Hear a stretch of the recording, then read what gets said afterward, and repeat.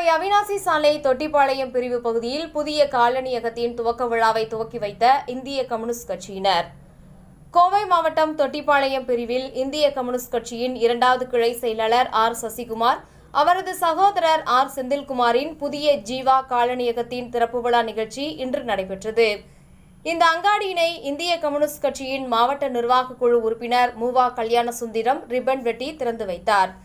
இந்த நிகழ்ச்சியில் கோவை மாவட்ட அமைப்பு சாரா பொது தொழிலாளர் சங்கத்தின் பொதுச் செயலாளர் கே.சி. மூர்த்தி மற்றும் திராவிட முன்னேற்ற கழகத்தை சார்ந்த குணசேகரன் ஆகியோர் அங்காடியின் முதல் விற்பனையை தொடங்கி வைத்து வாழ்த்துக்கள் தெரிவித்தனர் என்பது குறிப்பிடத்தக்கது.